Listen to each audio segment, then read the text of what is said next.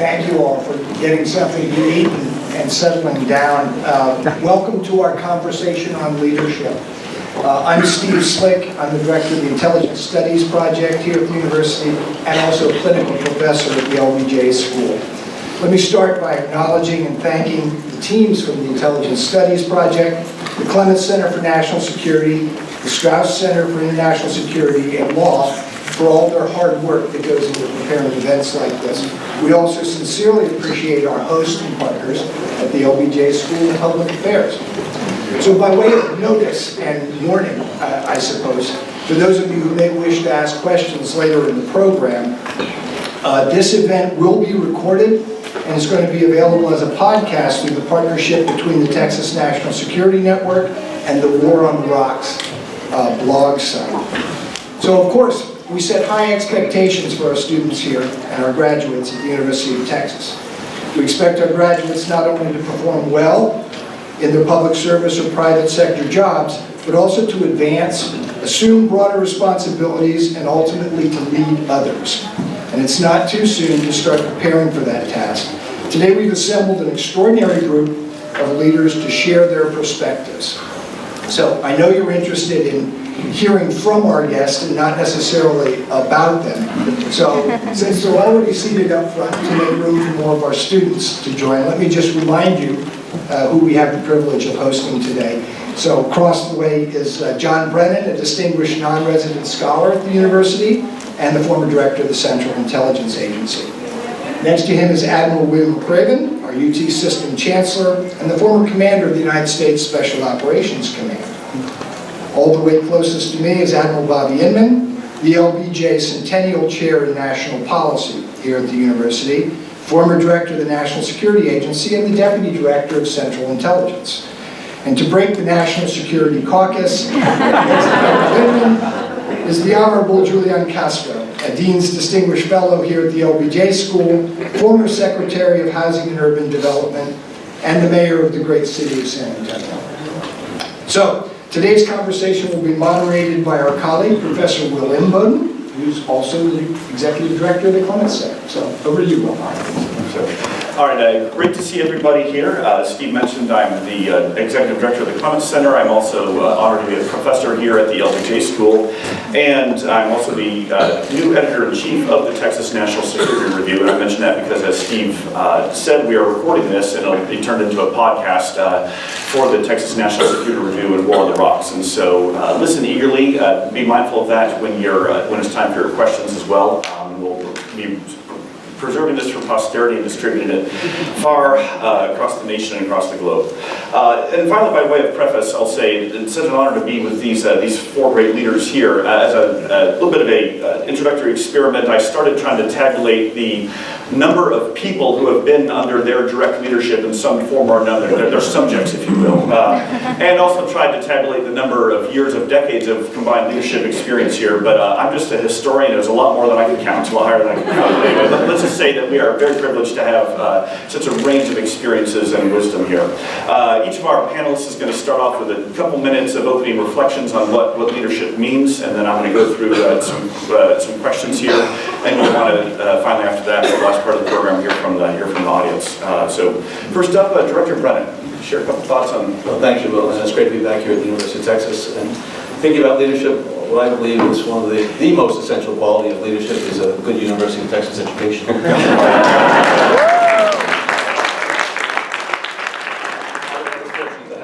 Many years ago here at UT. But when I think about leadership, I think about those leaders who I have most admired and ones who have been most successful.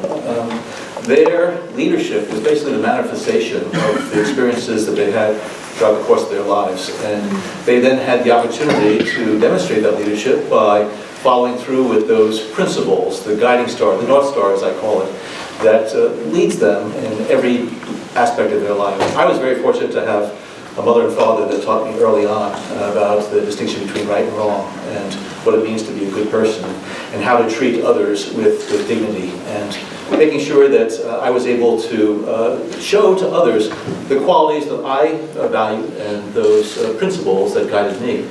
I'm also a very strong proponent of early childhood development. My wife right now is very much involved in trying to make sure that the young generation of Americans, including and where she works with the migrant communities, have the opportunity to thrive and to flourish. And those ages between 0 and 5 are so important to be able to instill in these young individuals those traits, those qualities, those values that are going to be very important throughout the course of their lives.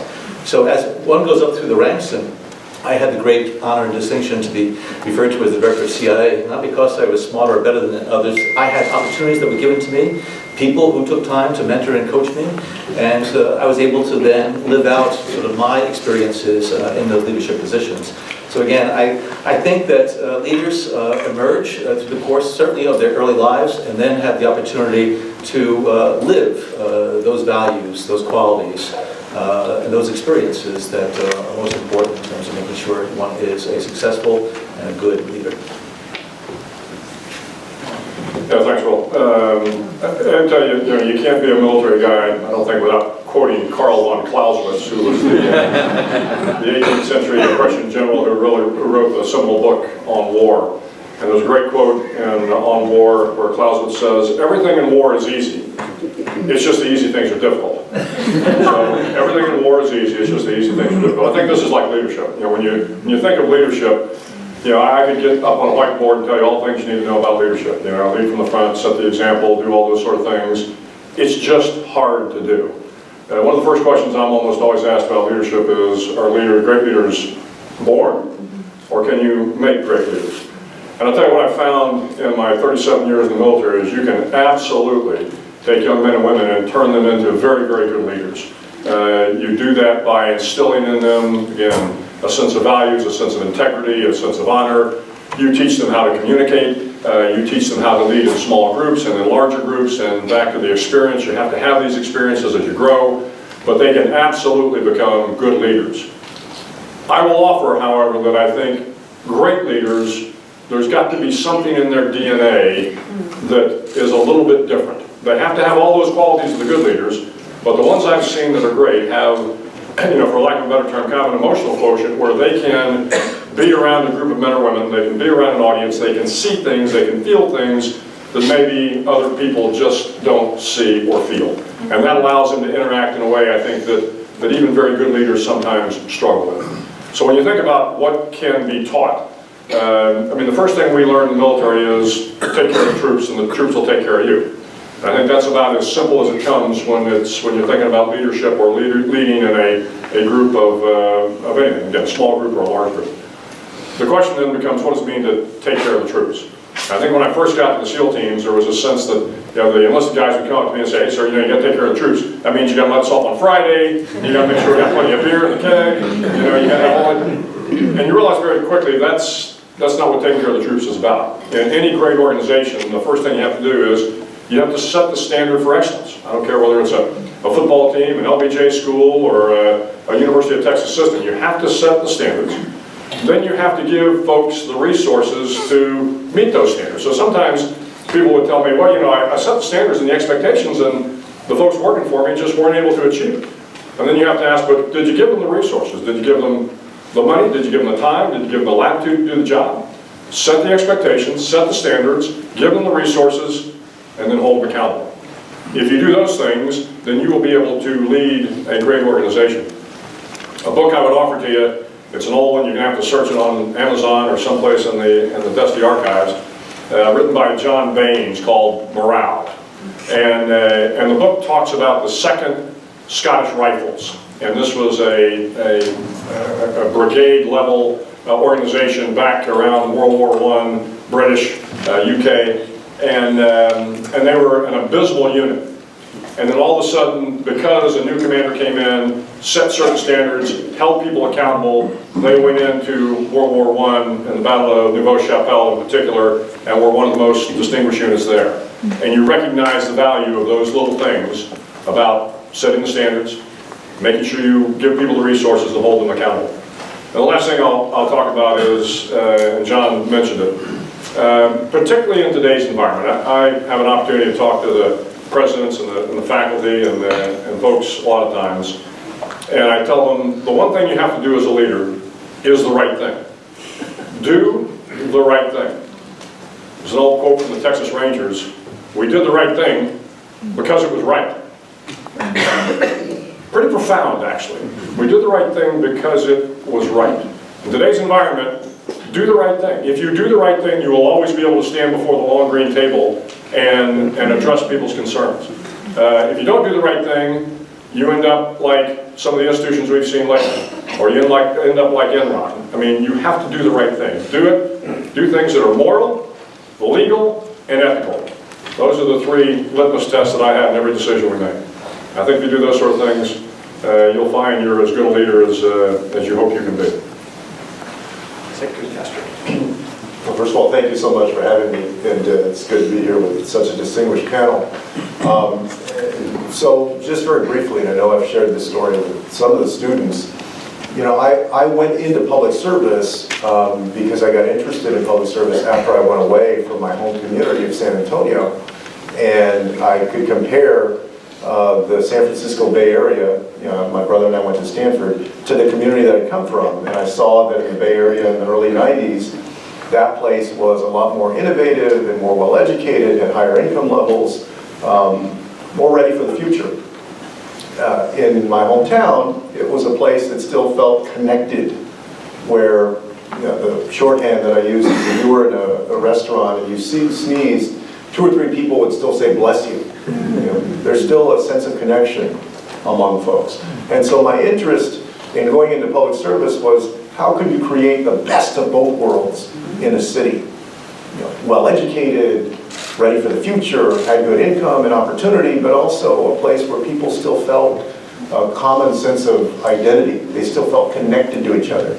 And so, as Director Brennan and Chancellor McRaven have made clear, there are a lot of things that we can talk about when it comes to leadership, but let me just focus on the one that I've paid particular attention to over the years, which is vision.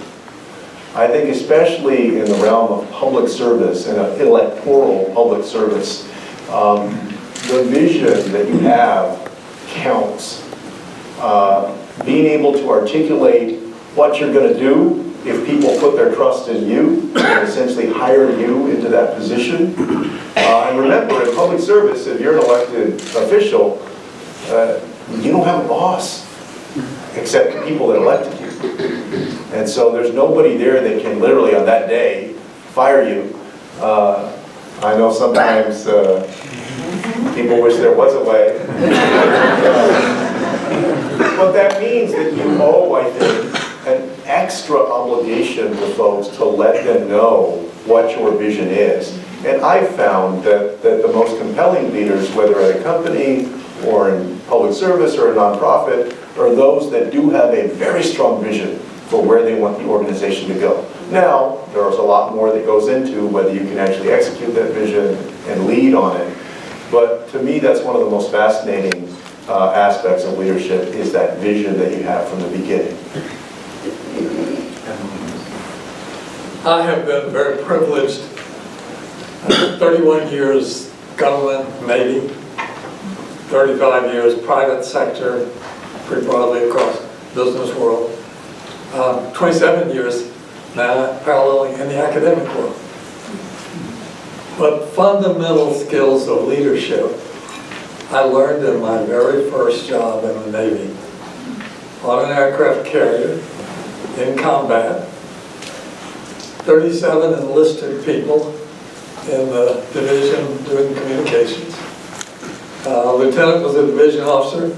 I was an assistant division officer, given maintain good order and discipline. Half of them were older than I was.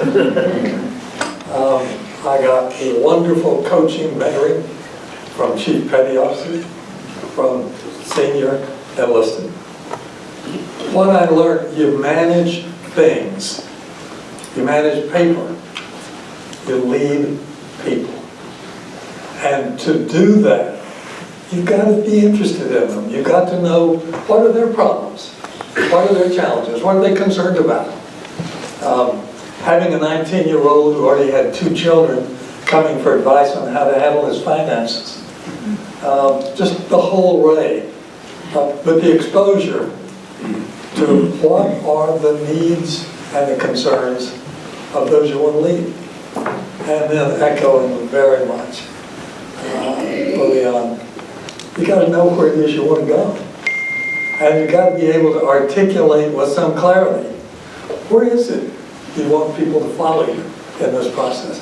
There is an image that military officers just issue orders. There's some of that, particularly in times of combat when you have to react almost instantaneously. But for the vast bulk of the effort, it's not giving orders, it's leading. So my first question to our panelists here, and I want to hear answers from all four of you, concerns the challenge of leading large organizations. Whether it's CIA, NSA, SOCOM, HUD, the city of San Antonio, and all of those, you had tens of thousands, in some cases a million people somehow under your leadership. It's impossible for you to actually know all of them. And of course, as Admiral was saying, part of leadership involves, certainly knowing the people in your care. You can't know all of them personally. How do you lead an organization where you're never going to meet personally most of the people under your leadership? How do you connect with them? Well, I think it's critically important for a leader to be able to communicate on a regular basis with their organization. And there are many different mechanisms to do that. As you said, you can't meet everybody in your organization. You can meet an awful lot. You can get down in the trenches, you can meet the troops, you can shake their hands, you can listen to them, listen to what their concerns are, elicit from them input. Because no matter who you are, you're not going to be, have a monopoly on the truth or knowledge. And you try to make sure they understand that you are interested in what their concerns are, what their aspirations are, what their vision is for the organization. And so I don't believe that you can over-communicate, but also to demonstrate that you are not just listening to them, but you're actually absorbing it, and you're going to try to act upon it. It's very important for there to be demonstrations of sort of leadership actions. And I couldn't agree more as far as the vision thing, as far as making sure that you're going to do things that's for the good of the organization, and no organization is going to be monolithic in terms of their views. And frequently there are a lot of dissenting views in terms of what a leader wants to do. But that's where it's the leader's responsibility to take into account what the institution needs, what the people need, and to go forward and recognizing that there are going to be headwinds there. But you want to make sure that you do things in a thoughtful way, making sure you do it with appropriate deliberation, but then also be able to explain to people what it is you're doing and why you're doing it. But if a leader is going to stay within the ivory tower with doors closed, there's going to be a distance then, both literally and figuratively, from the people. You need to demonstrate that you are one of them, and you have special obligations and responsibilities that you're going to carry out, almost irrespective of whether or not there's going to be, headwinds that are coming forward. Director Brennan's use of the phrase ivory tower makes you a natural follow-up. Chancellor, how do you leave the ivory tower without being stuck in the ivory tower? Well, I'll go back. Admiral Inman said one of the best lessons he learned was when he was a young naval officer. Mine actually even was before that. When I was a midshipman here going through the ROTC program, between your freshman and sophomore year during that summer, you went on what was euphemistically called a cruise. But the intent was, as a budding officer, I went out and was an enlisted man for 8 weeks on board a fast frigate. And probably the most important lesson I learned from those 8 weeks was the decisions the officers made on that ship and the impact and the effect they had on the enlisted guys. So as an enlisted midshipman, I was scrubbing the decks, I was down in the boiler room, I'm chipping paint, you're cleaning the latrines, the heads, you're doing all the sort of things the enlisted guys do, and you begin to understand this thing we call professional distance. And back to John's point, you can't sit in the ivory tower. You have to get out about and amongst the troops to understand the implications of your decision. If that professional distance ever gets too far, if you as a leader are so far removed from the people that you're making decisions for and about, then you're going to make bad decisions. When I was in combat in Iraq or Afghanistan, I had to create a battle rhythm. And the same thing I have to do here as the Chancellor. And that battle rhythm says that I am going to carve out part of my day or my week to ensure that I am engaging with the staff, the universities, or in the case of time in Iraq and Afghanistan, the troops. Once a week, I would go out on a visit to the troops somewhere on the battlefield. And to John's point, you you had an opportunity to find out what they were doing, what they were thinking, and I always went with a very small group of people. You know, there's not an entourage. It was generally me plus 2 people. And you could sit down, have a cup of coffee with them. They would tell you everything that was right and wrong about what you were doing. And that's incredibly important, because if the troops, whether they are the students, the faculty, the staff, or the real men and women in uniform, if they don't think they can tell you all that is kind of wrong with the organization, then you're never going to be in a position to fix it and to lead it. And the only way you know that is to get out and about and meet them.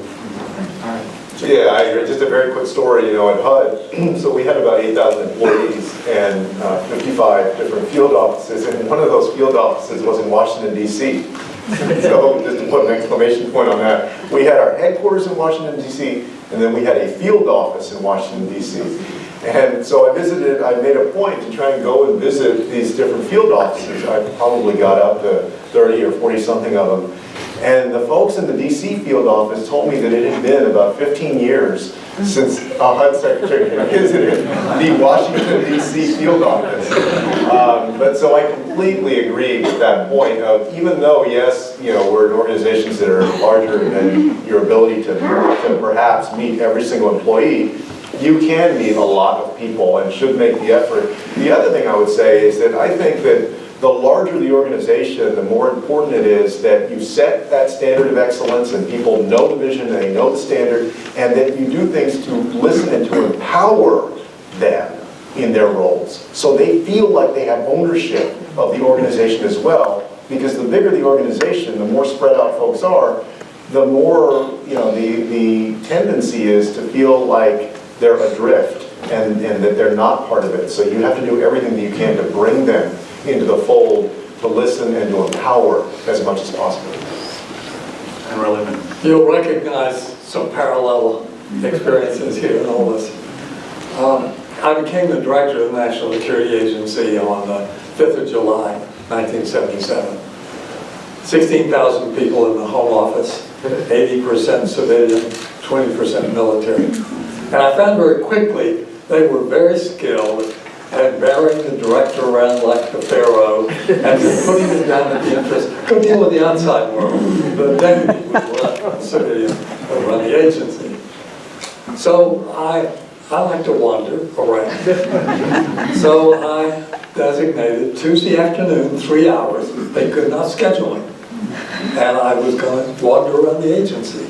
Oh, I heard frequently what a waste of time that was, losing all the rest of it. I wandered into an organization, G7, and there was a banner on the wall, just in case I might come. Welcome, Vice Admiral Inman. You're the first director to visit G7 since General Kanine, the founding.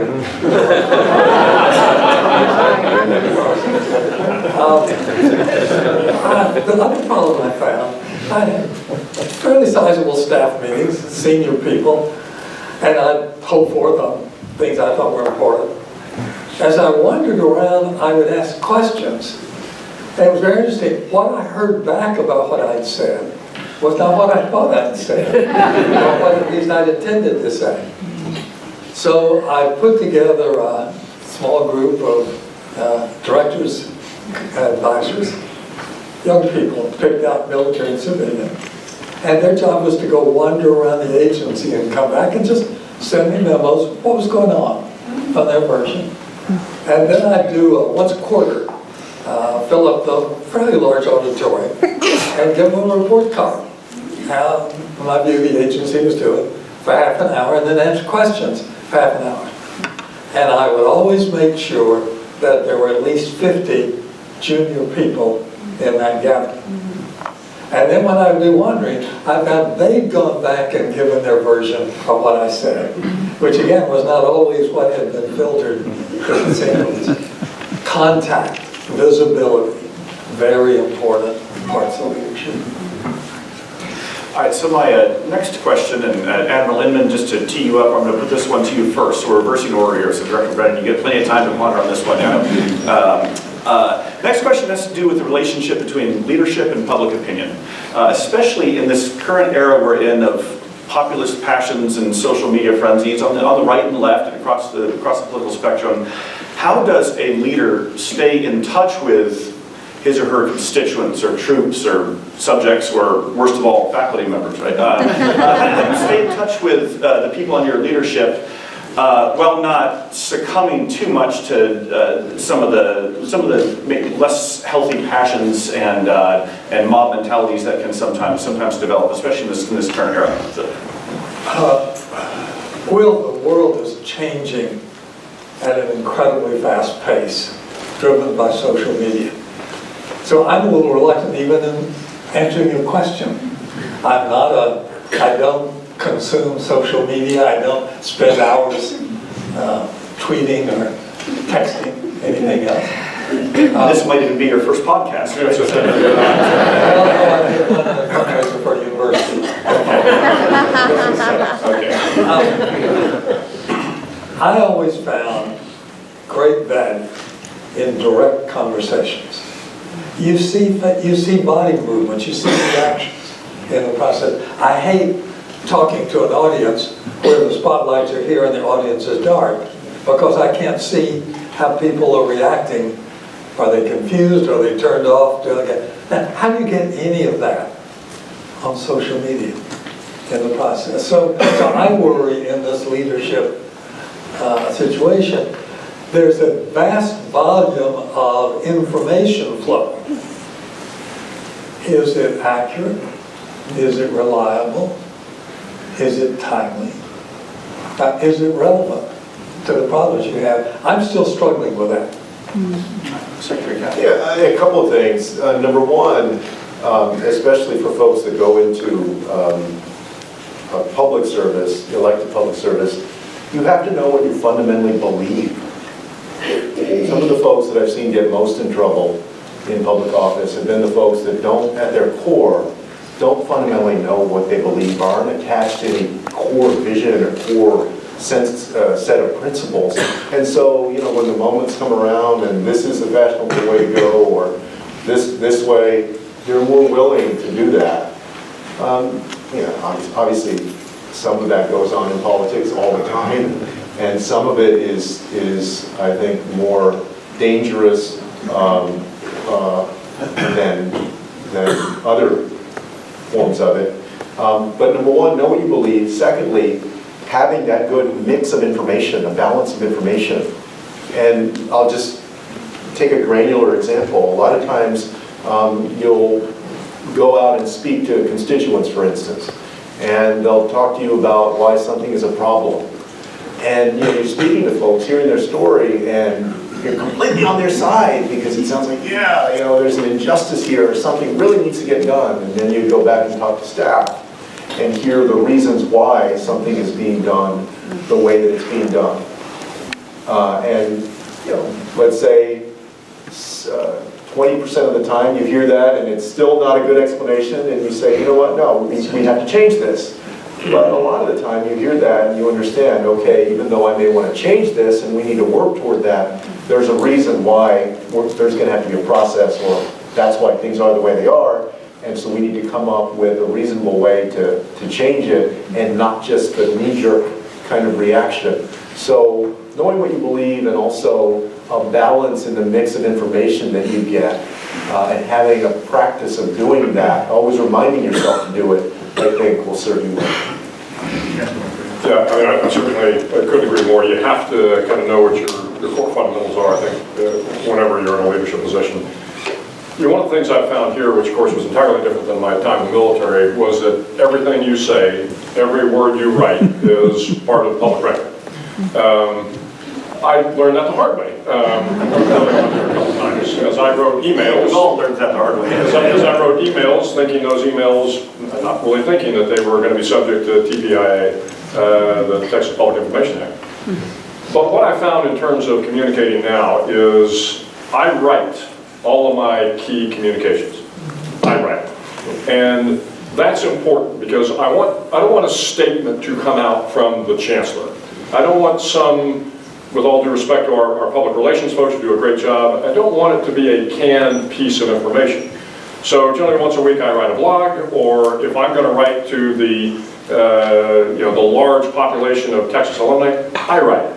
And I want them to hear my words and the way I'm thinking and my passion and my potential issues with a particular situation.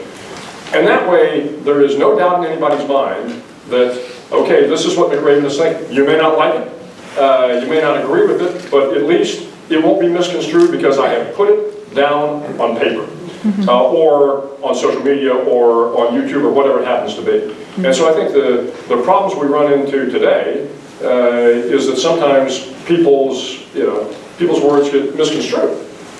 The good thing about today is you can go back and find exactly what somebody said over the last 10 years and you can hold them accountable for that. So I would rather be leading that by saying, no, you're going to hear exactly from me. And I'm not going to tell you that, well, I heard what that statement said, but to be honest with you, that was my staff that wrote that statement. No. If it's my statement, then it's my statement. And I think you have to communicate that way. And I did make my bed this morning. Okay.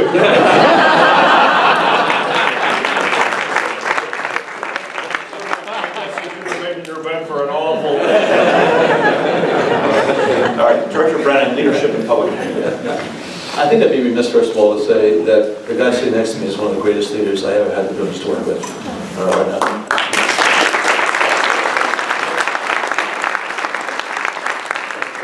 At all times, he really rose well above the occasion, so it's great.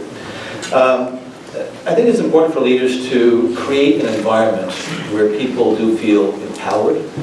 Not just empowered to act, but also empowered to speak up. And whether you're talking about the leadership team or the people that you work for, you want to make sure that they understand that you don't want a bunch of sycophants and yes sirs surrounding you. You want individuals who are going to tell you exactly what they think. And you want them to feel confident that they're going to be able to tell you that in a very straightforward way and not be slapped down as a result. And that's critically important because you want to have that combination of leader and leadership team that's going to be able to work together. I'm picking up on something that Bill said. Leaders have to realize that everything they say and they do watched intensively by individuals around them. And they are role models every moment of the day. And so you have to actually live the types of things that you're talking about. Because if you say one thing but do something else, there's a real inconsistency there.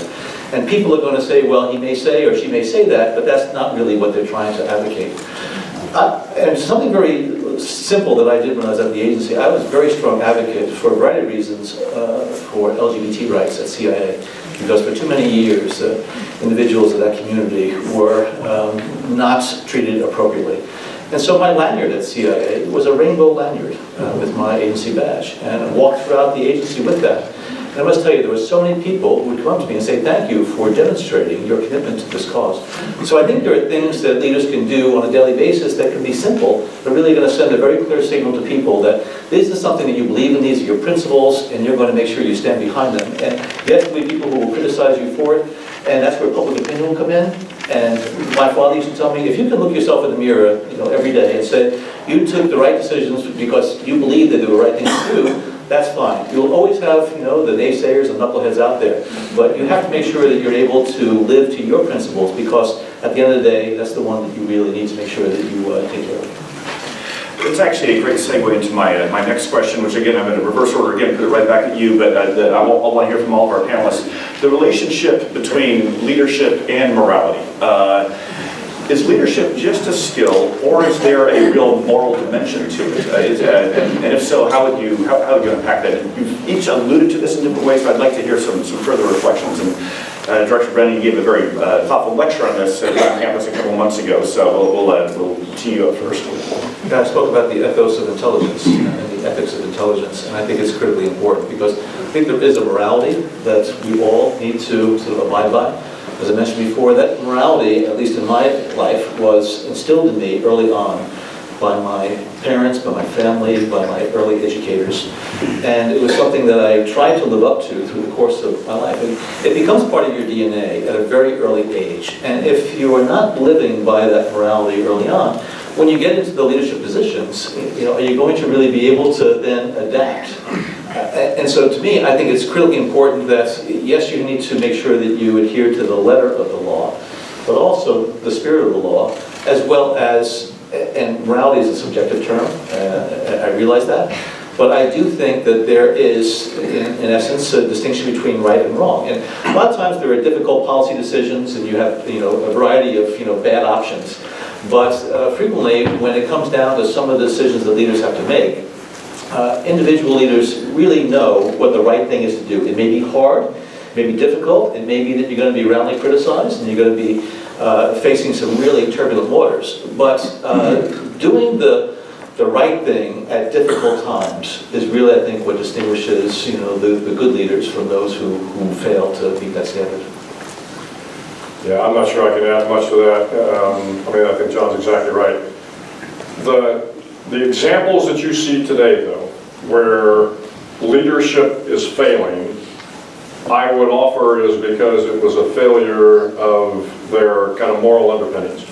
And so I think you can build great organizations that are really a house of cards because they don't have a moral or an ethical foundation. So you can win national championships, you can win gold medals, you can bring in great donor gifts, you can have a great business going. But if there is not a solid foundation under that at the very top, and hopefully throughout the culture, eventually it's going to collapse. And when it collapses big.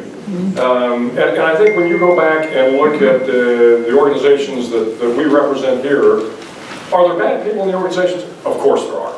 But the culture, certainly in the military and in the intelligence agencies, and I'm sure at HUD as well, it's about doing things, again, that are moral, legal, and ethical. There was a sense of duty, honor, and country. Now, not everybody adhered to that. But that was the gold standard that we strive for. And if you can't at least strive for that and do the best you can to live up to that, then your organization will falter at some time, and when it does, it will take everybody with it. Well, I completely agree that ultimately, if you don't have that moral anchor, then you're not going to be an effective leader over the long run. But let me just address this in a way that I think also may be relevant, especially to the students in the audience, which is, when I first thought about going into politics, one of the things that I wondered, and frankly, one of the things that gave me pause, was whether you could go into politics and lead and succeed in it and still be yourself at the other end of it. Or whether you would lose who you are because you had to compromise so much. Because I bet that if we asked folks who had gone in the wrong direction, let's say they've been a leader or an organization for 25 years or something, and then something happened and they went in the wrong direction, it's usually not just one moment, right? It's people get off track somehow. What I've found so far is that the answer is that you absolutely can stay true to your convictions. And still, of course, when it comes to policy or implementation of things, make the kind of compromises that you're going to have to make, because nobody is ever going to get 100% of what they want when they're leading, or even when they're just any part of the organization. But for those of you all that wonder the same thing, can I still be myself? At least what I have found is that the answer is that yes, you can be. If you are that person who is honest, who has a core, then you absolutely can remain that in politics, in electoral politics, and still come out on the other side. Admiral Inman. Leadership by example. Be conscious of the fact that you are being observed wherever you go, what you do. And sometimes that speaks louder than the words you say about leadership. I was particularly concerned as I got to my first flag job, Director of Naval Intelligence, we were going through congressional hearings, allegations of illegal activities everywhere. And to me it was very important to make sure the workforce understood they could do what they needed to do for the country within the law. And where there was ambiguity, I began at that stage going and working with Congress to get laws enacted to do it. That led to the FISA Court, which is now going through a lot of other things. But I found that helping set up the post-church and pike committee congressional oversight, which sometimes works well, sometimes doesn't work well in the process. But it was a reality.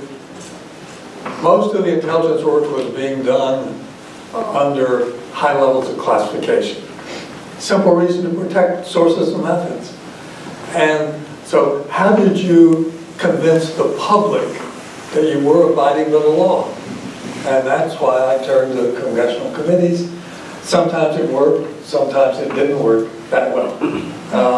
And I'd say the bulk of the times when it didn't work well, it wasn't the problem of the agencies. It was because it became a partisan issue on the Hill in the process. But the lead by example, I cannot overemphasize. Grab the opportunity to go take a leadership role, and sometimes on very difficult issues. I shared with John, I tackled whether or not people who had declared that they were homosexual could continue to be employed in the intelligence community. Sat down a wonderful general counsel, walked through what were the government's interests. Once we satisfied those, put in procedure protected, then declared that that was the case. Great support from the Secretary of Defense, from the President, from Senator Goldwater, from Congressman Mike. And when the media got a hold of it and great uproar, it only lasted 24 hours because when Bob Woodward went to see Senator Goldwater, and he said he did exactly the right thing in the process. So it was confronting barriers that did not serve the national interest. That is a leadership issue. So next question. Even our greatest leaders, and I'm sitting with four of them here, are human. Of course, to be human means to be fallible and means to make the occasional mistake. So any of you want to, and I'm putting this over here, but I just may call on one of you if I don't get a response. Any of you, can you recall any mistakes that you ever made as a leader? How did you address it? How did you learn from it? I'll volunteer. All right. And I'm glad that you asked this question because this is actually, I think, especially in the public sphere of leadership, one of the biggest problems that we have today, which is that we're in this time when the ethos is not to admit a mistake. And you can kind of understand why that is, right? Because you throw it out there and then you have, whether it's on Twitter or social media, people are only fed one part of the story and so on and so forth, and so things get misrepresented. But I think it's important for people to be able to admit when they've made a mistake, and that if you have a boss or coworker or you're looking at a candidate that can't admit that he or she has made a mistake, that you should run in the other direction. So let me give you an example. At HUD, the folks that are in charge of this found that I had violated the Hatch Act, which folks will remember. The Hatch Act says essentially that you can't mix your roles. HUD secretary, and you can go campaign, in this case for Hillary Clinton, but you can't mix those things. So in April of 2016, during the campaign cycle, I'm giving an interview at the HUD facility, and the interviewer asked me about that, about the campaign, and I answered that I'm supporting Hillary Clinton. Now, I thought that the way that I had answered it was the appropriate way with language to separate the two, but it wasn't. It was insufficient. It was my mistake. And a few weeks later, they brought that to my attention, and I said, you know what, I made a mistake. I messed up. And so we're going to do this and this and this, and I'm going to do X, Y, and Z to make sure that that doesn't happen again, and that furthermore, everybody in the organization knows how we're going to avoid that, is that you have to own that stuff.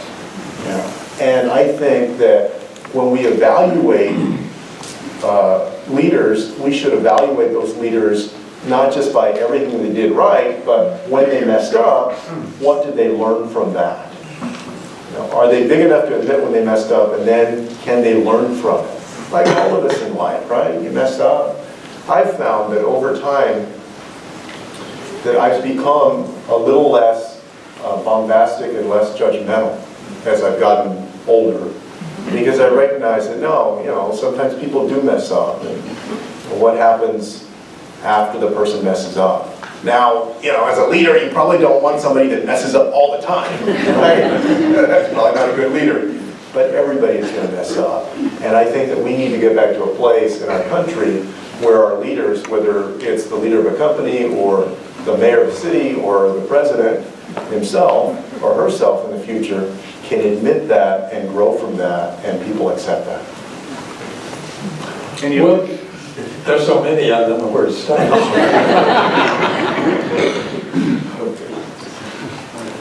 Yeah, I'm having a challenge narrowing it down to one mistake I want to talk about. Something Bobby said earlier. When I first became a manager and a leader of the people in the group that I was in, I had one day been a peer within that group and then was elevated to lead it. And there were individuals who were older and more senior than I was. And I didn't have the appropriate, I think, training experience and preparation for that. And so for my first 2 weeks, I had become a bit of a overbearing and not a very good leader or manager. And so the group was starting to not fall apart, but it was known that things weren't going well. And my supervisor at the time called me into my office and said, "John, you've changed so much." I said, "What?" He said, we selected you to be this branch chief because of the qualities and traits that you had exhibited. Good teamwork, empathy, being a real team player. He said, now that you have become this leader, you are not doing the same things that really got you to where you were. And so, and I took a very honest look at myself, and I was making mistakes. And so what I did was I sat down with each one of the individuals in the group and said, "I've screwed up. I really need to understand, how to be a better leader. And I want your thoughts on what it is that you are looking to me for." And it was quite an eye-opening experience for me. And one that I'm glad I experienced early on, because that experience, as painful as it was for me and for them, I think it was something that had better prepared me for the subsequent opportunities to lead people in the future. Yeah, I always tell folks that, if you're in charge of an organization, you have to own that organization's failure. Not just your failure, but the organization's failure. Because you're in charge of the organization. I want to give kind of 3 quick examples. If you recall back when we had the BP oil spill off in the Gulf, you had these horrific scenes of oil spread out throughout the entire Gulf, birds covered in oil, small mom and pop fishing stores that were devastated by the oil. And at one point in time, a reporter went to the CEO of BP, and this has been going on for a couple of weeks now. And he said, what are you thinking right now? And the CEO of BP said, "I just want to get back to my life." I just want to get back to my life. He was supposed to be going on vacation, and unfortunately couldn't make the vacation. Needless to say, he was fired very quickly. Rightfully so. And so we got back to that life. And But a quick example, I was giving some remarks to an international bank one time. And before I had gone in to do these remarks, I had gone on the bank's website. And on the bank's website, a cookie popped up. And the cookie was, whoever didn't particularly care for this bank was prominently displayed on their website.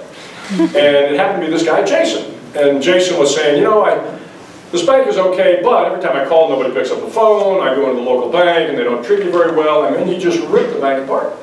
So there were 600 of these very senior members of this international bank. And I said, and the CEO was sitting down front, and I said, "So what would y'all have done in this situation?" And about 3 or 4 guys raised their hand and kind of pointed. He goes, "Oh, we take down the website." I said, "Yeah, that's not exactly the answer I was looking for." I said, "Well, let me tell you, if I was the CEO, I'd find out who Jason was, and I would call Jason and say, what do I need to do to make this right by you?"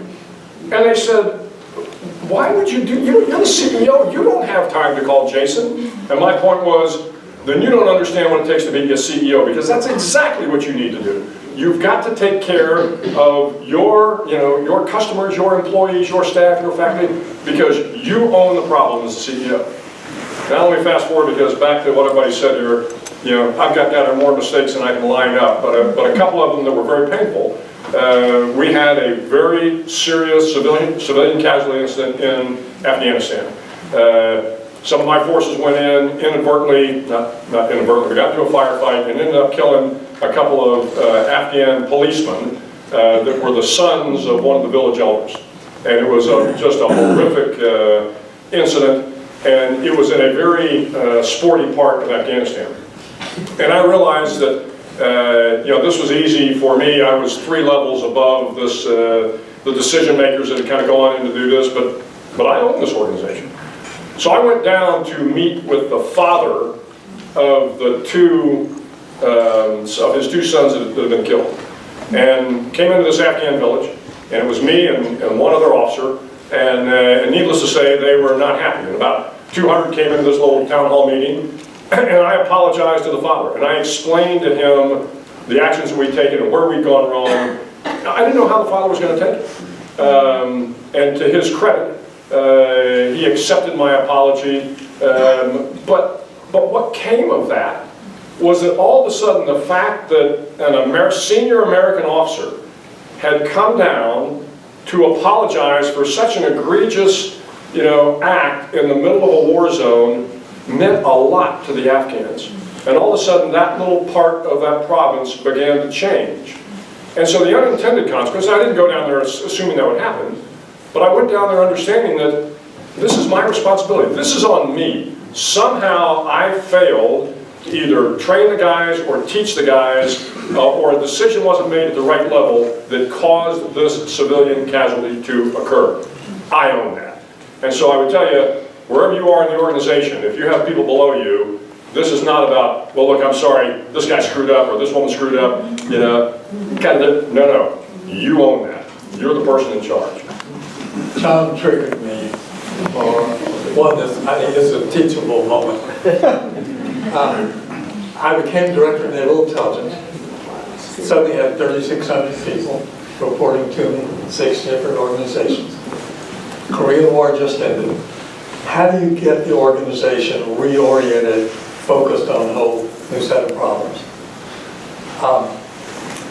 I got into a process where, as I was leaving the whatever National Day in the evening, the office would load up 2 or 3 briefcases, take them over, put them in the safe in the basement of my quarters.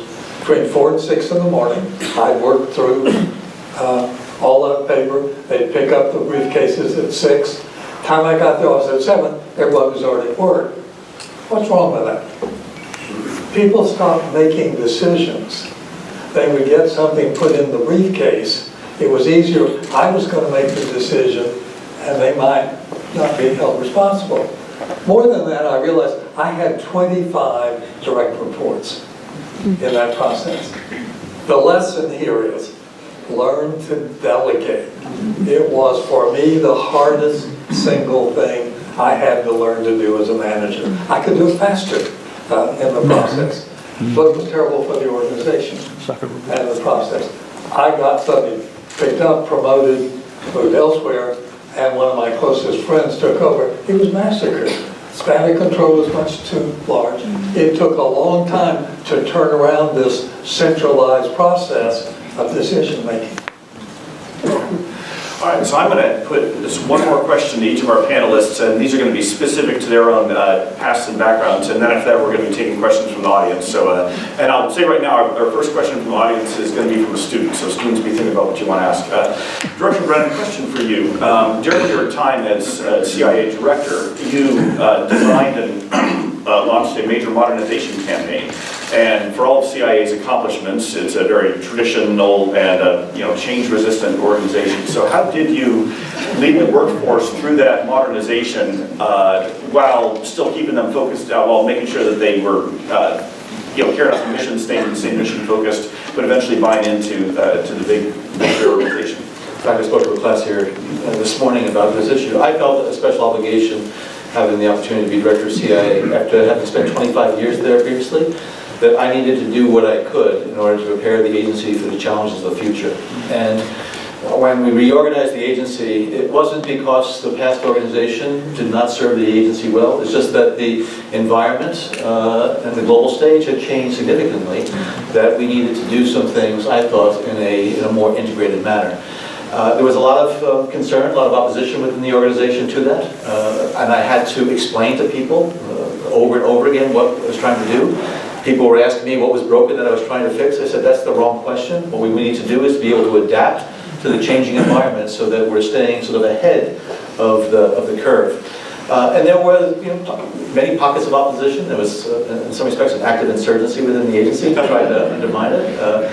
But I think the more and more I was able to communicate it, the more I was able to explain the reasons for it, the more I was able to get very well-respected individuals within the agency to be part of this effort and to be part of this crusade, more people were willing to give it a chance to succeed. And so, thankfully, that reorganization has endured through the change of administration. I do think integration of capabilities within the CIA, the IC, within the national security environment is critical. As good as CIA is, or as good as an individual component is, you need to be able to empower one another with that integrated approach. So it was some tough sailing, and some of the toughest opposition was from the Congress, because they thought that I had the audacity as the CIA director and the CEO to actually make organizational changes within the agency. So that is the primary responsibility of an executive. Maybe it's the vision thing a little bit as well, and to lead the organization into the future and not just rest on the laurels of the past. As you said, it is quite notable that Director Pompeo has preserved the Brennan model of Brennan plan. So, not the Brennan model. It is now. George Marshall didn't want the Marshall Plan named after him either. Chancellor McRaven, it's universally known that you, in leading JSOC, you led the planning and execution of Operation Neptune Spear, the raid that killed Osama bin Laden.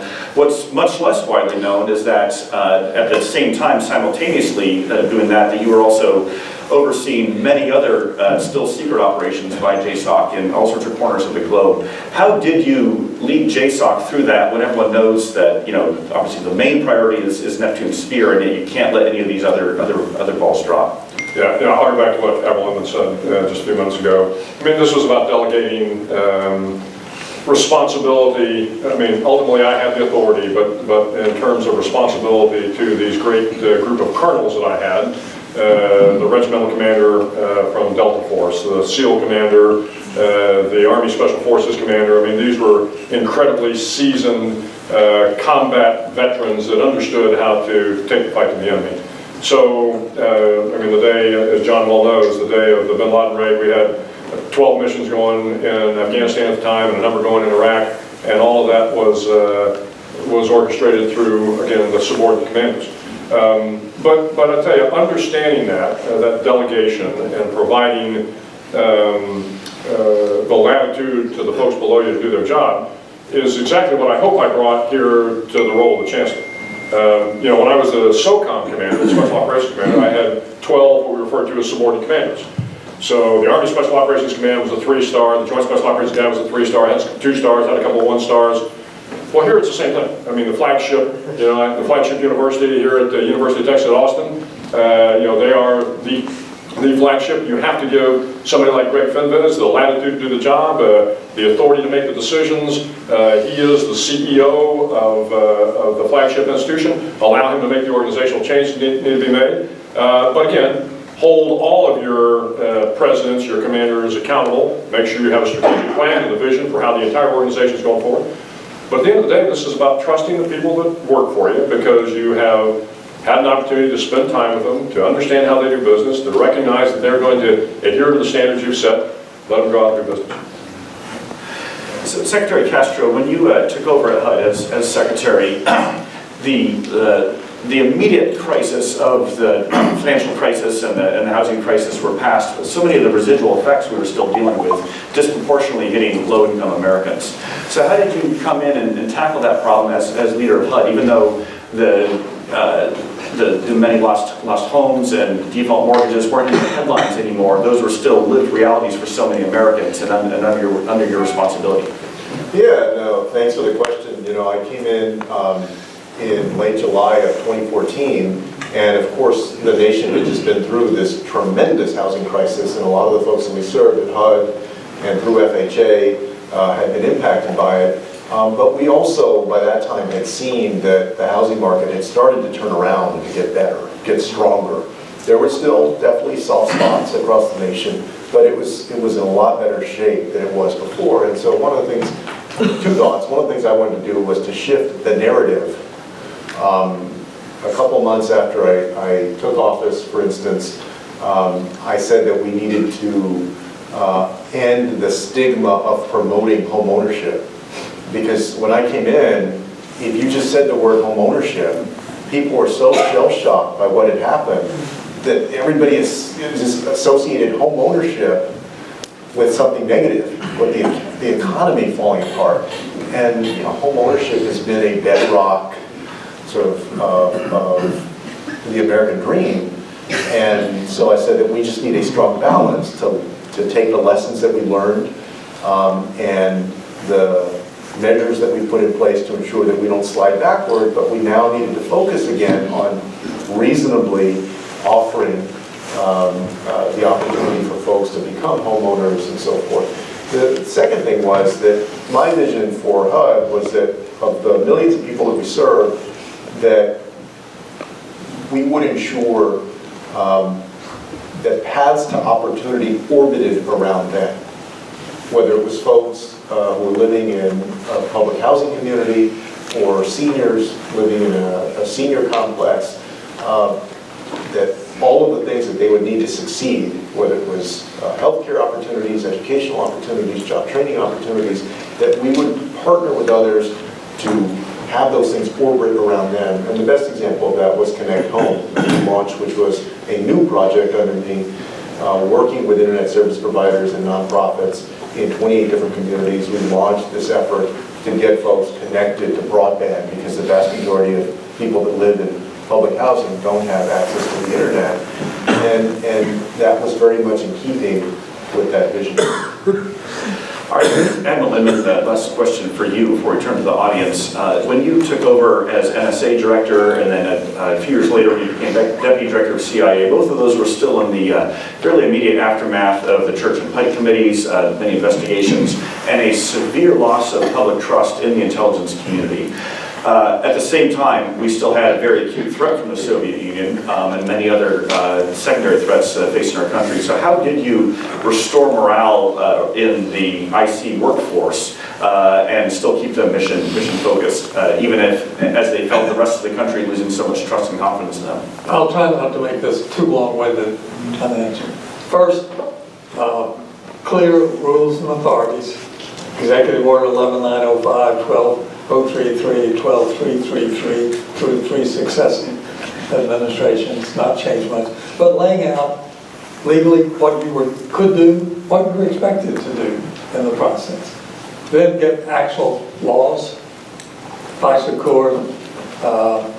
the ability to prosecute people who threaten to expose secrets if you prosecute them for their crimes in the process. Resources. Here I was very fortunate in the last job.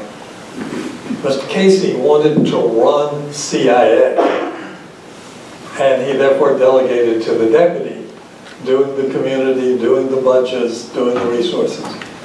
I had just gotten started, and I was sort of figuring how I was going to tackle this, and I got a call. The director was in New Zealand. I got a call. The president wanted to see me. Shooting down to the White House, there's Frank Carlucci, my predecessor, who's now Deputy Secretary of Defense. Ushered in, the President, convivial greeting. This is President Reagan. President Reagan, convivial greeting. And then said, Admiral, Bill Casey tells me you're going to be handling the resources. Rebuild the intelligence community. Spend whatever you need to spend. Frank, you find the place to put it in the defense budget. So, that's pretty good instruction. Went back. I know a lot of teams who would love to get that answer. Gathered a team of people, laid out a 5-year plan, discovered how much the drawdown had shrunk the training establishment, got all the absolute limits of how many people you could train, bring on, a whole variety of things. equipment you can buy. Finished it, went back down to report, finished the job. Jim Baker was chief staff. He said, remember the president doesn't like a lot of detail. So I go in to report, Mr. President, we completed, and he said, did you get everything you wanted? And I said, well, there were real constraints. Things. And he turned to Frank and said, did you give him everything he asked for? And he said, yes, Mr. President. And he turned to me and said, well, you're going to tackle those things that were there. End of conversation. Now, with that kind of broad support and guidance, you can do incredible things.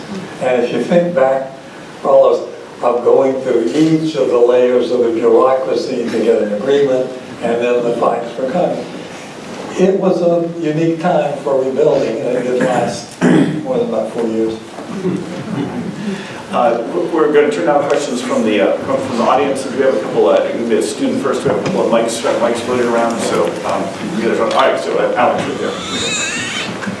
And please introduce yourself, especially for our speakers and for the podcast. Hi there, my name is Alex Vermouten. I'm an undergraduate fellow with the Clements Center. First of all, thank you so much for joining us today. It's been an absolute honor to have you here and to listen to all of your amazing advice.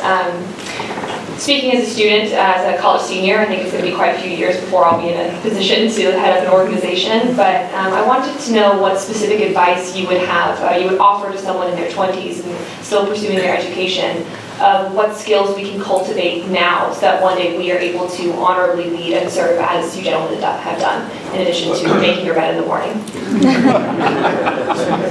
A great question. I'd like to take that one. Oral and communications, oral and writing communication skills. Critically important to whatever you're going to go do. You build knowledge in specific areas, but if you can't communicate it effectively and swiftly, you're going to have limited impact on what you can do. Yeah, that's usually what I tell folks also, it's the way that you communicate with people. That's how most folks are going to at least initially judge you, and they're going to continue to judge you. And at least I've been amazed over the years at people's writing ability, and not in a good way.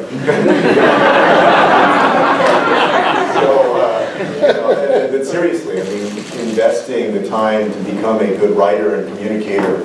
And then also, I think, because you asked for folks in their 20s, I found, because I went into public service when I was 26, that being young is a real asset, because folks that do have a lot more experience are, they see in you, the future and somebody that's aspirational and has wonderful potential, and they want to give you their advice.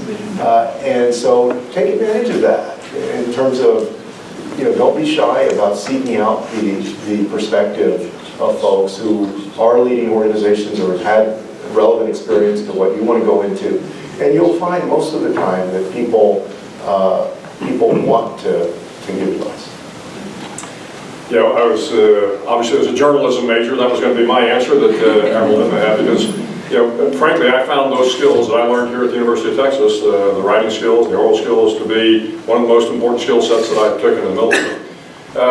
One of the other things I'd offer you, and this advice will probably not be well received, certainly not by my wife, who is sitting in the second row, but as I often tell my kids, and I'm asked a lot of times, how do you balance, work and family? And the answer is, you don't. I mean, the fact of the matter is, to succeed, you have to work hard.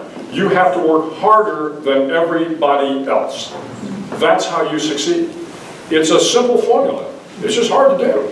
So as you're trying to balance, work and life, I would be willing to bet those of us sitting here on the stage would tell you the most difficult thing to do, but to be successful, something has to give. That doesn't mean you can't take care of your life. We'll be married here 40 years in May. So the fact of the matter is, it can be done. But also, you've got to recognize, to get ahead, you've got to work very, very hard. One other piece is, you need to know your business. When I first became a SEAL, there was a Navy lieutenant who had been lieutenant junior grade, pretty junior, in Vietnam. But this Lieutenant John Wright knew more about weapons, demolition, diving, SEAL tactics. I mean, he seemed to be an expert in everything that had to do with being a SEAL. And I learned very quickly that to be a good leader, you have to know your business. One of the reasons John Brennan was such an exceptional director of CIA is 25 years in the agency. Knew everything about the agency. Sometimes, we put people into agencies because they may have great leadership skills, but, you really do have to understand the depth of the business that you're going into. So whatever you decide to go into, work hard and know your business. Just to say, like Bill, I didn't get the work-life balance right in the course of my professional career. When I look back on it, I have some real serious regrets there, because I didn't, I think, fulfill some of my personal responsibilities that I should have on the home front because of the drive of work. But I'll be married 40 years. Even 60. 60.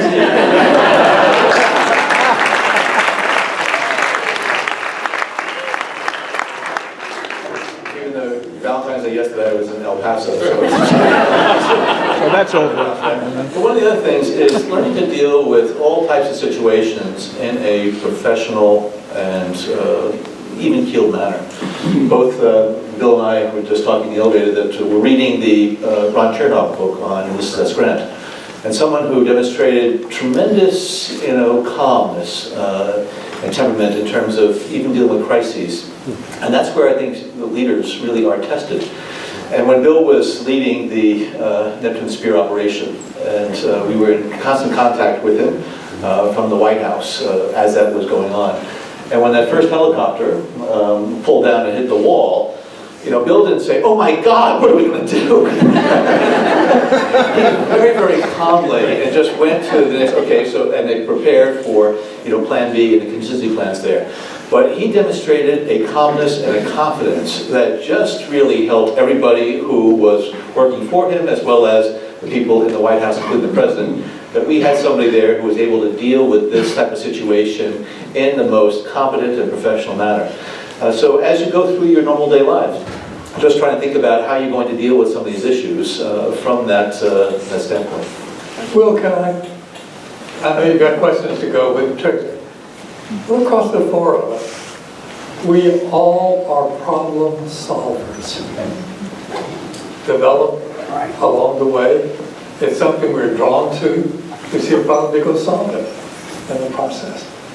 And I think that's an essential thing to think through. You've got somebody about, how do you solve them? Approach it, we need to find solutions. Another question, yes, right here. Kelsey, you can bring my down. And again, please introduce yourself. Hi, I'm Casey Boyles. I'm a Strauss Fellow and a graduate student here at UT. My question is about the politically appointed dimension of leadership in Washington and in many places. How do you navigate moving between the civilian leadership and the politically appointed dimensions of leadership? Does your leadership approach change? Are there unique challenges that arise from moving into these types of roles? Thank you. Yeah, it's a great question, and one of my something that was different for me, and actually something that I didn't particularly care for in the role, was that when you're in public service and you're an elected official, you basically are speaking for yourself, right? In one of those appointed positions, like a lot of other jobs, you're not. And so that was one of the transitions that I had to get used to,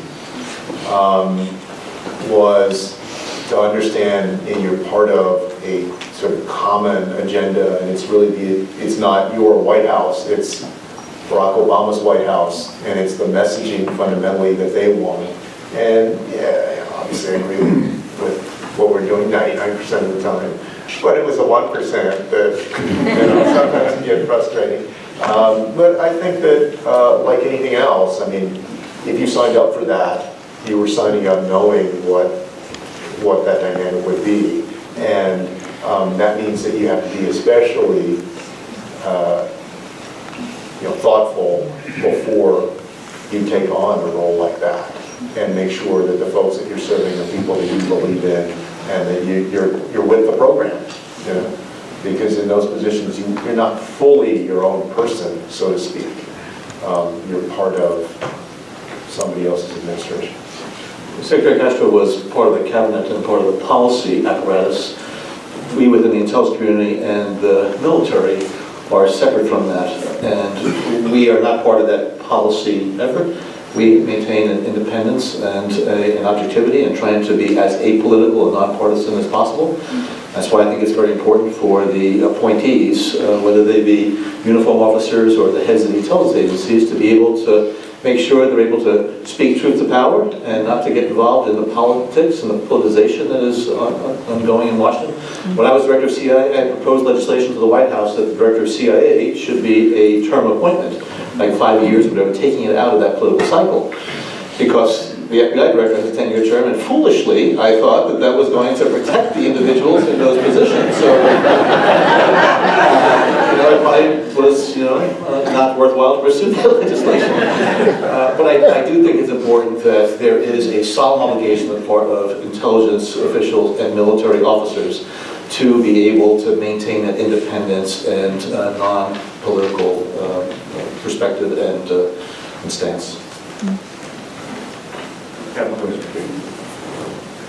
In taking promotions and taking those offices, we pledge allegiance to the Constitution of the United States, not to individuals along the way. And that's what we have to always do.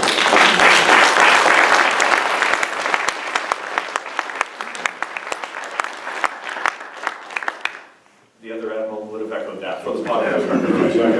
All right, okay, another question is right here. And Kelsey, the mic's coming down. That's right. So.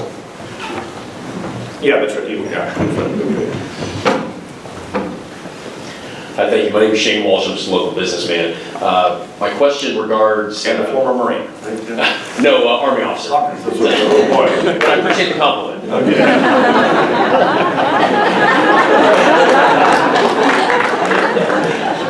So my question is with regard to leadership, specifically in the legislative branch at the federal level. And so, sir, I agree with your comment that I think the essence of leadership is just doing the right thing. Because I think at that point, other people just naturally want to follow you. The leadership that you have to display as a legislator is different than when because you just have a very small staff of people, so that doing the right thing becomes larger. But it's an interesting job, I think, that a legislator has, because as an elected official, you're charged with doing what your constituents want you to do, and also doing the right thing. And sometimes those are not the same thing. And I think that there is a lot of the first, and maybe not so much of the second, going on at the federal level in some cases, on both sides of the aisle. And so, and I don't know what the answer is. I mean, I ask this I just would love to know your thoughts on that constant struggle between the need to do what you're elected to, what your constituents want you to do, the need to do the right thing, and then how you apply leadership to that challenge.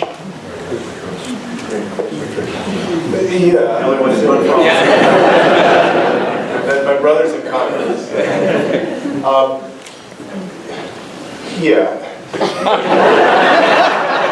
Where do I start here? I mean, you're right. Some of my least favorite moments when I was HUD secretary were, appearing before the House Financial Services Committee, because 80% of that is theater. You all have seen that. I mean, you get folks that haven't even read the stuff, don't really know the policy, most of them, some of them do. And their staff gives them the questions to ask, and then they put on their TV voice, to grill you about X, Y, or Z. And you know that a whole bunch of that's fake. And as somebody that had been in politics before, I can, especially, that was frustrating. At the same time, I can't blame it all on them. And I say that because, there's redistricting and they pack a whole bunch of folks that believe the same thing, but also, I believe that the voters and the populace have a role to play in holding folks accountable. And the fact is that we all, I think, are falling short in that regard. Okay. And so they're falling short, a lot of them. And you have folks, as you said, that they know what they should be doing. They know what the right thing and the reasonable thing is, but they're playing to the crowd. But there's also the crowd, the matter of the crowd itself. And I think it goes to the need to improve that representation, but also the need to improve where we are as a society. And that's a long-term kind of endeavor. Admiral McRaven talked earlier about working hard, and this applies to the legislative arena as well. But I had the privilege of working with them weekly, certainly often daily, for 8.5 years. They went to work Monday morning. They broke off Friday afternoon. There were events all weekend, social events, crossing the aisles with the families involved. Look at it now. They go to work Tuesday morning. They go back to the district Thursday evening. There is almost no social interaction.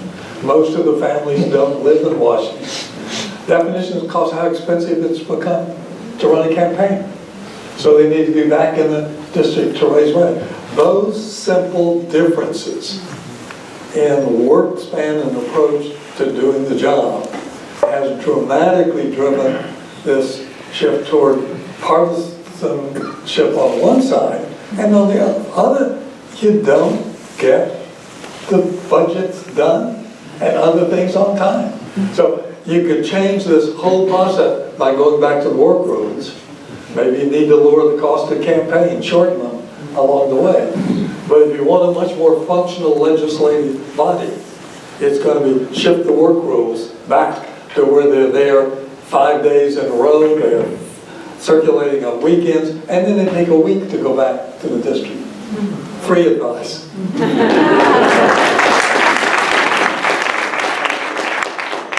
All right. We've got time for, I think, one more question. All right, Jason right here. I probably don't need the mic. Well, no, for for the thing. Yeah, Sorry. yeah. Okay, cool. Thank you very much. Put your ego back in your pocket. You all talked about. And introduce yourself. Sorry. I'm new at this. My name is Jason Thomas. I'm a second-year LBJ student. I have a question about professional distance and closing that gap. When you are going through the spaces at Langley, Tampa, City Hall, or Fort Meade, and you're talking to the troops, that's one thing. But those overzealous middle managers, those chief petty officers, who want to maintain their control and their fiefdoms, how do you identify them? How do you mitigate that? And how do you keep those lines of communication open? Yeah, again, it gets back to this issue of kind of professional distance, but maintain the contact. So one of the reasons, there were a number of reasons I went out, and I tried to go out every week on a mission in Iraq or Afghanistan. And I did that for a number of reasons. One, as a leader, you really do have to share the hardships. You have to share the dangers, or the troops think that you're just sitting in your ivory tower drinking coffee. But another part of this, back to what Secretary Castro said about the vision, and Admiral Inman said about, you would say something and you wondered whether it was getting down to the right level. So part of this is, how is what you said, or what you directed, or what you ordered, being implemented down at the lowest possible level? And the only way you find that out is to get out in the field, to get in other offices, to go see for yourself. That's where you have an opportunity to engage with those mid-level managers who say, well, what I thought the Admiral said was this. And back to one of my earlier comments about, when I write something, I write it. No, this is what I said. And that way, you can look at that middle manager and say, let me make sure you understand exactly what I'm talking about. Do this, don't do this, and get their feedback as well. So again, this does come back to having contact with whatever that population might be in terms of middle managers, to make sure they are relaying your intent down to the level that they supervise. I found that unannounced visits were really good. And I would just wander out of my office if I got in my schedule, and which would just frustrate my secretary and security. Where are you going? Don't worry, I'm okay. And I would wander into offices and just go and talk to people. I remember one time somebody was over their desk who just really concentrated and said, "How you doing?" Without looking up, he said, "Fine." I said, "Things going well?" He goes, "Yeah, it is." And we were having a conversation like that for about a minute or two. He never looked up, and then he looked up, and he just went, "Ah." And he told me some things, in terms of the need, more support, whatever else. But I think it's critically important, and let that word get out, and it's circulated, and so people would hear, well, you were down in this division, you were over there. And I even did it on some of the outbuildings in Washington. It's hard to do an unannounced visit overseas, but I do think it's important to have that opportunity, and also let people know, and to say, because I had town halls, I said, listen, if you want to bring something to my attention because you don't think it's being addressed appropriately, my email address, send it to me, or give me a call, whatever, and letting them know that you are available and accessible, and people don't have to go through all different, obstacles. Yeah, I was gonna say, getting that sense from folks all the way down the chain of the organization on how supervisors and managers are doing, getting that feedback yourself and then being able to address that with them. But also, I mean, there's a push and pull here, because a lot of times in organizations, the problem is that people don't want to make a decision, especially in these bureaucracies.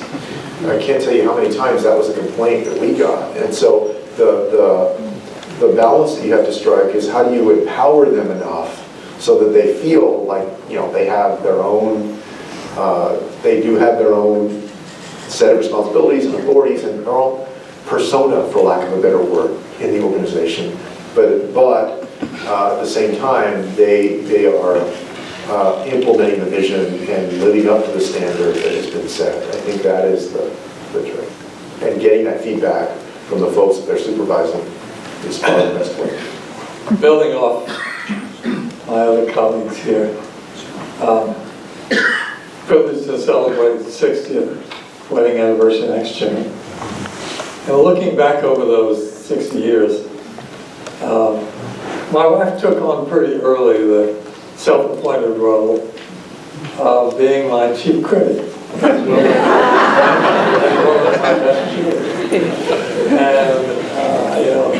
I tell about her wonderful acceptance of my work habits, and once I could afford it, I supported her spending habit. But the reality was, all along the way, there'd be a lot of applause at the end of the speech, and she said, "It wasn't your best." Keeping the ego in check is the great contribution, I think, toward the long-term successes. Well, again, we must be thinking way too much alike, Admiral and Admiral. But I gotta tell you, this is one of the things I was gonna recommend to, frankly, everybody that wants to be a leader, is you have to have that partner that gets you through the tough moments. I mean, I think back on all my failures, and it was my wife that picked me up and said, "You'll be all right." Pat you on the back, dust you off, says, "You're better than this, keep moving." There were times when I wanted to quit. She said, "Don't quit, you've never quit at anything in your life." And if you don't have that as a leader, it's tough to get through those tough times. And so figure out who that partner is, whether it's your spouse, whether it's a great friend, whoever that happens to be, you're going to need that person. You're going to need that person to get you to wherever you hope to go. And again, I was fortunate to have Georgianne by my side through all of the last 40 years. All right, well, please join me in a warm round of applause for this.